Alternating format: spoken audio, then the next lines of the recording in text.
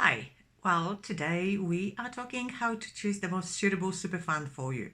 Well, let's be honest, what we really want from our super fund is the lowest fees, best returns with minimum risk, a super fund that looks after our interests as members and provides us with a free advice. Well, sorry to disappoint you, but none of the super funds do that.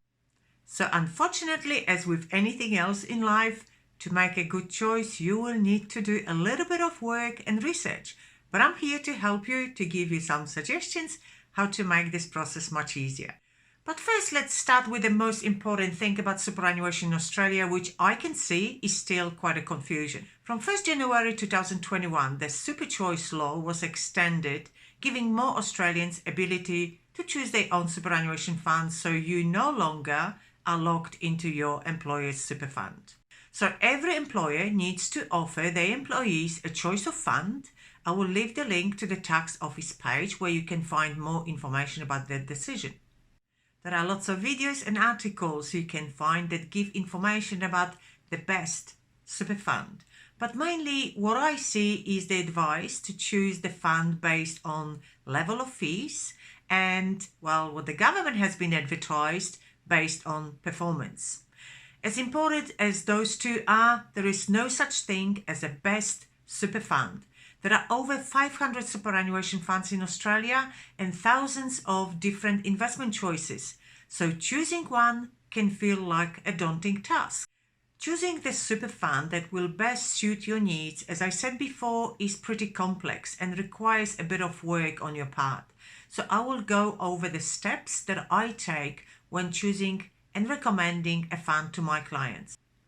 My name is Katherine from About Retirement. I am certified financial planner, and with my videos I really want to help you feel more comfortable with your financial decisions, which in turn will allow you to create financial freedom and security for you and your loved one.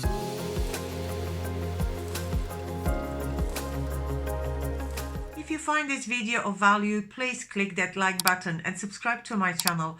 I will keep on bringing you more and more value every single week. Also, leave questions and comments below this video.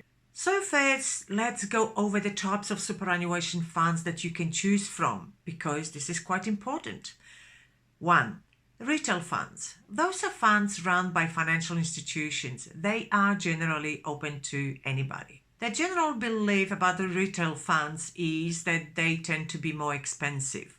Well, that's not the case due to huge competition in the market. Retail funds have come down with pricing and they can provide you with great investment choices, so they are really worth your consideration. Number 2, industry super funds. These funds are generally designed for people who work in a particular industry, but some industry funds will allow anyone to join. But just because your employer provides you with this option doesn't mean you have to accept it. You can still choose your own fund. Industry funds are regarded as less expensive or cheap. As I said, industry has changed, has matured. There is a lot of competition within the industry. Therefore, there is hardly these days a difference in pricing between many retail funds and industry super funds. Number 3, public sector funds. Those are funds generally only open to government employees. Number 4, corporate funds. These funds are usually only available to employees working for a specific employer. So if your employer provides you with this option, you can take it or you can request your own. Now, corporate funds tend to be more expensive, but they do have very good investment options in most cases. And before you dismiss it, please always check your insurance options, as they tend to be some of the best. And number 5, self-managed super funds. These are funds where you decide to run your own fund as a trustee. You take on all the responsibility of administration, compliance, and investment decisions. SMSFs, they tend to be complex and they are most certainly outside of the scope of our discussion here. But if you decide to have your own SMSF, you can always request your employer to make all superannuation guarantee contributions together with any salary sacrifice contribution to your fund. It is super fund like any other, and it is your choice. If you want to learn more about superannuation guaranteed contributions, have a look at this video. The second video explains everything you need to know about salary sacrifice. At the commencement of your employment, your employer will likely provide you with superannuation standard choice form. Alternatively, you can download this form from the Australian Taxation Office website, but I actually listed the link below this video just to make it a little bit easier for you. So what steps should you take in order to choose the most suitable fund for yourself? Well, number one, good selection of investment options. Well, let's be honest, the selection you make in your investments, asset allocation and fund managers will be the biggest determinator of investment performance and return of your fund. The name balance option or growth fund or conservative fund does not mean the same investment mix asset when comparing superannuation funds. Each can have a completely different asset allocation with different exposure to different industries and ultimately provide different investment outcomes and returns. I can tell you one little secret. Well, most financial planners will never ever use those default general funds such as conservative, balanced or growth. Why? Well, on one hand, they tend to be some of the most expensive. And number two, you can't control where your money is being invested, and you very often don't even know where investment is being made. A balanced fund from one super fund does not have to equal the balanced fund of another super fund. That goes for all different asset allocation. As you know, a good portfolio is a mix of growth and defensive assets. For example, a range of investments into Australian shares, international shares and property. Those three are your growth assets. Investments into Australian bonds and fixed interest, international bonds and fixed interest and cash. Those are your defensive assets or income producing assets. And then you might have some exposure into alternative assets as well. The problem is that still, up until now, there is no industry standard to say what the defensive, conservative, balance or growth fund is. It is up to your super fund's trustee to decide. So if they differ between super funds greatly, how can you compare them? It is like comparing an apple with a pear. And believe me, your fund's returns will depend on that choice more than anything else over the long term. Also, a word of caution. Those default mixed funds tend to be some of the more expensive options. And what's more, you don't really know how your money is invested. And isn't that the point of investing, to be able to choose where you want your money to be, which industries you want to support? For example, if you don't support gambling, how do you know that your super fund is not investing into casinos? If you are against mining, how do you know your super fund is not investing into Rio Tinto or BHP?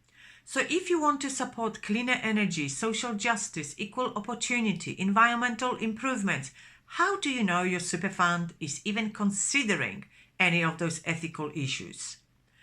So look through your PDS and list off all the funds available. Do you have a choice of specialist funds? And then choose ones that you like the most. Choose the ones that are best in a specific market or specific industry or specific type of asset. With a little research, you can create your own investment portfolio that will support your cause, your beliefs, improve a mix of growth and defensive assets, which in turn improve your super fund performance. But make sure that you are always able to make choices and updates to your portfolio at any point in time in the future. And remember, past performance is no guarantee for future performance of any super fund.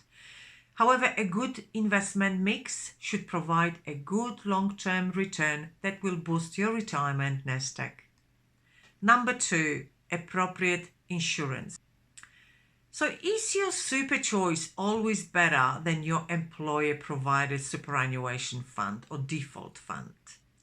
No, not always. And before you dismiss the fund your employer provides, you better check the insurance options available to you.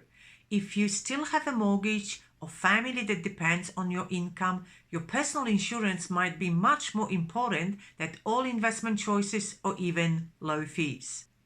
And if you have a serious medical issue, you may find that no insurance is available to you in a retail market or is above your budget due to high cost. So if, for example, your employer provides you a corporate super fund, this could be the best option for you when it comes to insurance cover, as it is underwritten on a wholesale basis. So you don't have to go through any underwriting, and hopefully you can get the cover you need to provide financial security for your family should something happen to you. Insurance included under superannuation agreement can include life insurance, total and permanent disability, and income protection insurance. Let me know in the comments if you would like to have more information on the topic. If yes, then I can create another video explaining on insurance issues. Also, there are many advantages to have insurance through your super, but there are also disadvantages, and you really need to be aware so you can make an informed decision. Number 3, superannuation fees and charges. Well, right now we are coming to the hottest topic that was so loudly underlined by Bear Investor author Scott Pipe. And yes, I did read the book, and yes, I agree this is a terrific book as a starting point, but only as a start to your financial journey. Do I really agree that Hostplus is the best super fund? No. As I said before, there is no such thing as the best super, and I do hope I managed to explain those reasons to you by now.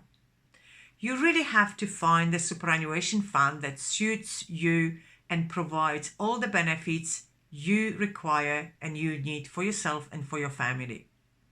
So what sort of fees can you expect to pay within the superannuation fund? Entry and exit fees. Fortunately, most super funds stop charging those, but please check your PDS to confirm.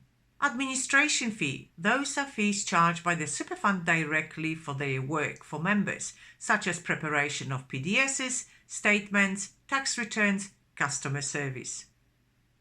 Switching fees. Payable if you want to move full balance or portion of your money from one investment option to another within your super fund. Trustee fees. Those are fees charged by the trustee of your fund for their work to ensure that your super fund stays compliant and activity is carried out according with PDS. Investment management fees. This is the fee charged by the underlying fund manager. So people who actually make investment decisions for you, do daily trading, and hopefully provide your fund with good investment return. Another misleading information about fees when comparing funds is that you can't really compare cost of investing into international shares as opposed to investing into Australian shares. Both are growth assets, but cost to invest into international shares as well as necessary research is so much greater, which will impact on the level of investment fees payable for such a fund. Again, it is not comparing apple with apple. Some super funds may have more types of fees, so read PDS of the fund you are considering. And number 4, well, what other services does the superannuation fund provides to you? Some super funds are more progressive than others, but please check what you need and what you don't, as each additional service might cost you extra. Can you access your account details online? Is it easy to make additional contributions into your account? Does the fund offer the option of personal financial advice or retirement planning advice? Well, quickly again, a word of caution. Industry funds for years have been bashing financial planners for charging fees for their services. The truth of the matter is that if you go to your industry fund, you will only receive a general advice for free. If you wish to receive a detailed personal financial advice, you will be charged a fee just like in the free market for the work of the financial planner who is employed by that super fund. Also, just to make sure that you are fully aware, The financial planner that is not aligned with any financial institution will provide you with impartial and most diligent advice looking at all industry options that are available and best for you. The financial planner of the super fund has underlying interest to ensure that you stay with that fund. Hence, well, I think that this is for the interest really of the super fund and not necessarily for you as a client. It is a pretty long video, but I hope you got heaps of valuable information here. So just to recap those 4 steps. Number 1, do your checklist of the features and services that are most important to you, to your family and to your life. Number 2, do your research which fund can actually fulfill your needs. Number 3, check the prices charged by superannuation fund you consider. And number 4, choose the best investment portfolio for your needs and your risk profile. If you are still unsure or just simply want the best choice, just speak to a financial planner. We are specialists in this area. We have access to lots of extra data about virtually every single superannuation fund in Australia. If you don't have financial planner, well, reach out. All my contact details are listed in the description below this video.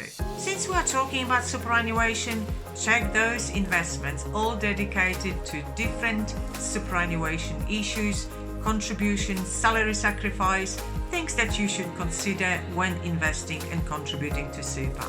Well, thank you very much for joining me today, and I hope I will see you here soon. All the best.